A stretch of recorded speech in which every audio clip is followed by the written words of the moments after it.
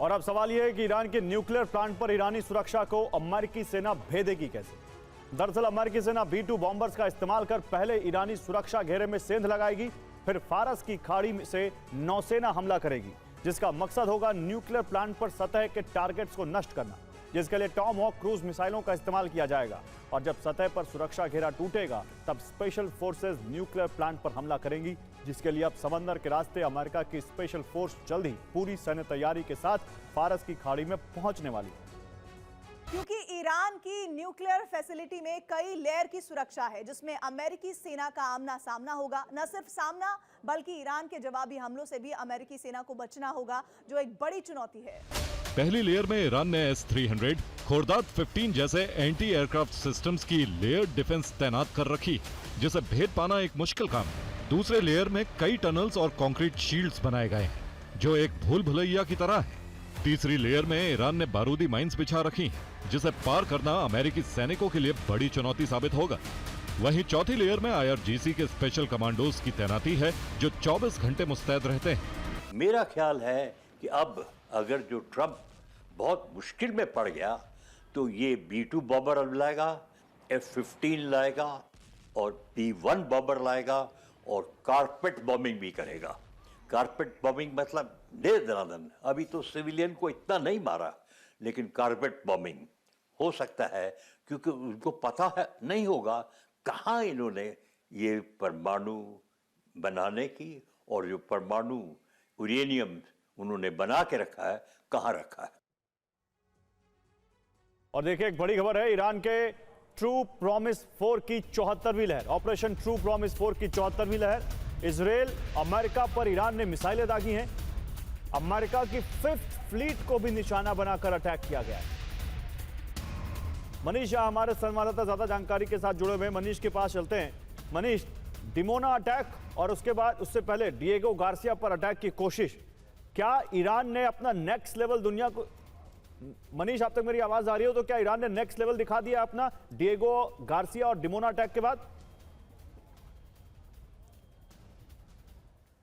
बिल्कुल ये बात तो कही जा सकती है कि पहले डिएगो गार्सिया पर जिस तरह से हमला करने का दुस्साहस हुआ, 4000 किलोमीटर, मुझे लगता है कि दुनिया के 1-2 देशों को छोड़कर किसी के पास इतनी बड़ी क्षमता नहीं है। और उसके बाद फिर डिमोना और अराद में जिस तरह का हमला किया गया है, देखिए पहले हम डिमोना साइड पर थे और इस वक्त हम अराद के साइड पर हैं। इस साइड पर इजराइल के प्रधानमंत्री बेंजामिन नेतन्याहू आए, इजराइल के राष्ट्रपति आए, इजराइल के रक्षा मंत्री, विदेश मंत्री सब आए। आखिर क्यों? क्योंकि 4 हफ्ते की जंग के बाद ये वो साइट है जहाँ से सबसे अधिक संख्या में लोग घायल हुए। करीब 150 लोग यहां पर ईरान के मिसाइल के हमले की वजह से घायल हुए थे और उन्हें अस्पताल पहुंचाया गया। इस वक्त भी आप समझिए कि कई घंटे बीत जाने के बाद भी, तमाम यहां पर रेस्क्यू टीम के लगने के बाद भी इस पूरे इलाके को सैनिटाइज नहीं किया जा सका। यहां पर हर तरफ तबाही का आलम साफ तौर पर आप देख सकते हैं कि किस तरीके से यहां पर बिल्डिंग दर बिल्डिंग बहुत बुरी तरह से क्षतिग्रस्त हुई है। बल्कि जहां पर मिसाइल गिरा है वहां पर बहुत बड़ा सा गड्ढा हो गया है। और इसके अलावा देखिए कि तमाम जो चीजें हैं कैसे वो तहस नहस हो गई है,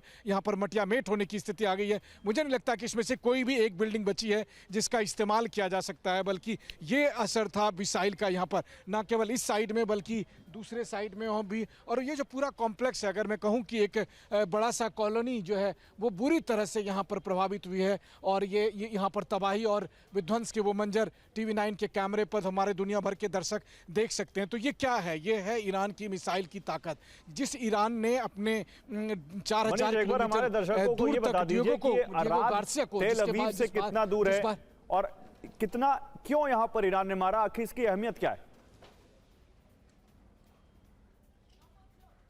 बिल्कुल, देखिए ये साउथ इजराइल का हिस्सा है जो नेगेव का रेगिस्तान है, जहां पर डिमोना न्यूक्लियर रिसर्च सेंटर है, जिसके बारे में कहा जाता है कि इजराइल के यहां पर 90 के करीब परमाणु बम रखे हुए हैं। और डिमोना और अराद दोनों आसपास की सिटी है, 25 किलोमीटर का दोनों के बीच में फर्क है। और इसी के बीच में उस न्यूक्लियर रिसर्च सेंटर की बात कही जाती है। तो जब यहाँ पर हमला किया गया तो निश्चित तौर पर ईरान ने न्यूक्लियर रिसर्च सेंटर को टारगेट करके हमला किया होगा, अपने नतांज और फोर्दो पर हुए हमले का बदला लेने के लिए। लेकिन वो दोनों मिसाइल, एक डिमोना में और दूसरा अराद में, दोनों जब यहाँ गिरी तो इन इलाकों में गिरी, जिसकी वजह से भारी नुकसान पहुंचा। 150 से अधिक लोग घायल हुए हैं। और सबसे बड़ी बात यह है कि 4 हफ्ते की जंग में ये सबसे बड़ा आंकड़ा है जो किसी एक साइट पर इतने संख्या में लोग घायल हुए हैं। और इसीलिए जब इजराइल के प्रधानमंत्री बेंजामिन नेतन्याहू यहाँ पर पहुँचे या इजराइल के राष्ट्रपति यहाँ पर पहुँचे तो उन्होंने एक तरह से कहें तो इजराइल पर हुए इस हमले का बदला लेने का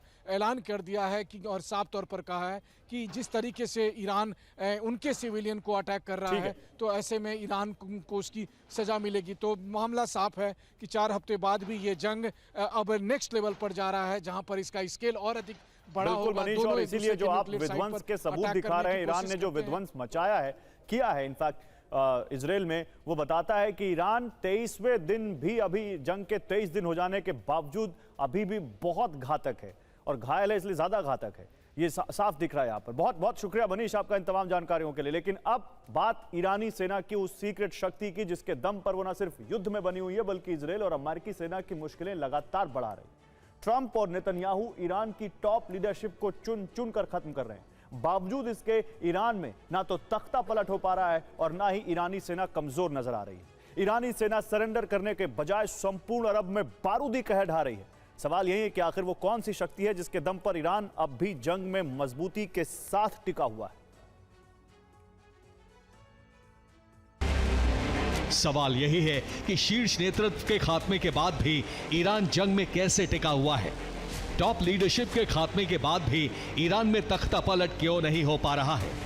बड़े बड़े नेताओं और सैन्य अफसरों के अंत के बाद भी ईरानी सेना जबरदस्त जंग कैसे लड़ पा रही है। ईरानी सेना की वो सीक्रेट शक्ति क्या है जिसके दम पर वो कमजोर नहीं दिख रही है। ईरान के सुप्रीम लीडर अली खामनेई, ईरानी सुरक्षा परिषद के सेक्रेटरी अली शमकानी, ईरानी सेना के chief of staff Abdul Rahim Mousavi, IRGC के चीफ मोहम्मद पाकपोर, ईरान के रक्षा मंत्री अजीज नासिर जादेह, ईरानी सुप्रीम लीडर के ऑफिस के चीफ मोहम्मद शिराजी, ईरानी इंटेलिजेंस के चीफ सालेह असादी और बासिज फोर्स के चीफ गुलाम रजा सुलेमानी। ये ईरानी हुकूमत और ईरानी सेना की वो टॉप लीडरशिप है जो इस युद्ध में खत्म हो चुकी है।